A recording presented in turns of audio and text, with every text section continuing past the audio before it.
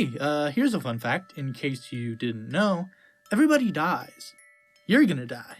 And you'll probably still have stuff you wanted to get around to. In life, mortality is the universal anxiety, but in gaming, death is commonplace as a frustrating nuisance and generic fail state. If games are art, are there any that nail the adaptation of the unrivaled tragedy and permanent ramifications of real-life death? How can something come across as definitive when the player is still A-OK? And is there even a place for such melancholy motifs in such a violent medium? Let's get that last one out of the way first. In a medium where murder is the most immediate way of interacting with the world, how can death have any impact at all? Whenever discussing this, I'm reminded of games like Metal Gear, where even the baddies are humanized to the point where you wouldn't want to kill them. In Ground Zeroes, the guys shooting at you are straight up US Marines. Maybe it's just the jingoism speaking, but even if I did end up killing baddies in the earlier games, I could always chuck it up to taking out terrorists to save civilians, or just soldiers fighting in a war. These Guantanamo guards aren't exactly on a virtuous mission, but we also know that Boss is on his way to becoming an antagonist himself at some point here, so it's a clear line to cross if you ever decide to resort to lethal force. It really ups the stakes to flesh out the baddies, and it makes the player immerse themselves in the situation more to try and go for a better end result, rather than just callously eviscerating everyone in their path. Next, I've always really liked the idea of permadeath, and games that utilize the design pattern are often high up on my favorites list, but overall I feel it's rarely executed to its fullest potential. In strategy games with multiple units, time travel save scumming is much too easy if you want to bring somebody back, and in more story-heavy games, the worst you can do is delete somebody's save, which is kinda just a dick move, and on top of that doesn't really stop them from just starting again. In the rare cases where both players and devs have the discipline to actually commit to the mechanic, however, it can evoke some powerful feelings. If you ever get a group of players together for a hardcore run of Terraria, it can be emotional to lose a buddy to bounce off of, and have to complete the game all by your lonesome. You can throw together a little shrine and have a bit of a funeral service, with the added bonus of getting to send screenshots of it to your deceased buddy, who I guess just has some free time now.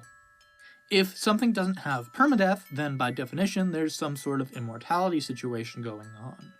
We've all seen the 3 lives design pattern before, but that's long since been outdated, so I think it's more interesting to have your immortality contingent on something. That way you feel how vulnerable your life is, with the added bonus of not having to die. The Dark Souls of conditional immortality is the lesser-known gem, Dark Souls. You can die as much as you want, with the only punishment being a loss in currency. You can get it back if you survive up until where you died. Nothing too interesting. Not really an adaptation of the world's greatest tragedy, though.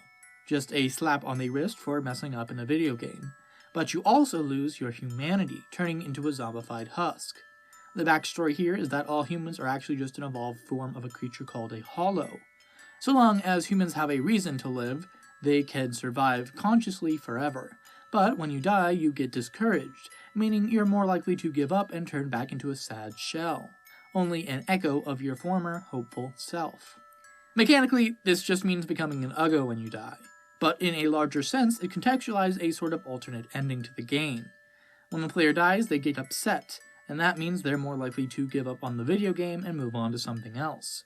Without the player guiding them, their character just becomes a nothing person, and the whole world goes on without them. In the sequel, there's even a nifty endgame item that allows you to keep your humanity on death, meaning that you can imagine an additional universe where your guy can just live a chill immortal life without the need for an objective to strive for. With that said, I do think the king here has been recently dethroned. I highly recommend Outer Wilds, which I'm about to completely spoil in just a bit. As a video game, it's not necessarily as amazing as it is a simplified astro and theoretical physics sim. Even so, if you're interested in it, I'd go ahead and hit it up first, and come back to the video after. Fair warning out of the way, this game is a masterpiece when it comes to accepting the assured erasure of yourself, everybody you know, the solar system, and everything that ever will, can, and could exist. I'm not sure if calling it the heat death of the universe really covers it. After your first expedition into space goes poorly, you learn that you're trapped in a time loop. Any death just sends you back to when you last woke up. Unfortunately, you're also sandwiched between that resurrection point and your solar system star going supernova. Over the course of the game, you figure out the intricacies of what's actually happening. The time loop is the product of an ancient alien race's attempt to find an even more ancient signal called the Eye of the Universe, hidden in deep space. Their idea was to cause a supernova, powering a black hole and therefore creating a time loop, where they could randomly launch probes, eventually determining the eye's location. The problem was that they couldn't figure out how to trigger the supernova, and then suddenly all died themselves. Now, your species is exploring the universe just in time for everything to die out naturally, of old age. This powers the ancient tech and nets you that convenient video game immortality, contingent on the ancient tech hidden inside a planet's core.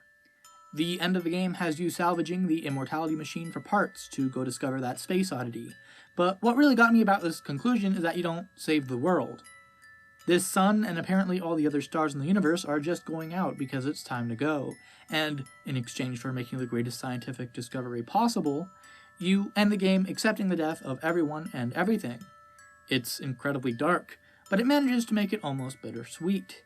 Existence might be ending, but it's a scientific wonder in and of itself for happening in the first place. So let's just sit back and watch the campfire go out. That's one of those metaphors. See, because we're all sitting around a campfire, and the planets are all around a sun. Bedtime, time to die. Yeah. Inevitable finality can be a big deal.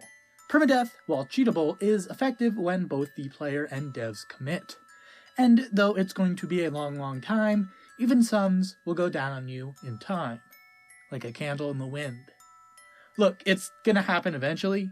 We can either let mortality rule our lives through fear, ignore the problem until we can't anymore, or make peace with our ultimate exit. It'll always happen sooner than we'd like, and often it'll come right the fuck out of nowhere. You could even die halfway through the most mundane of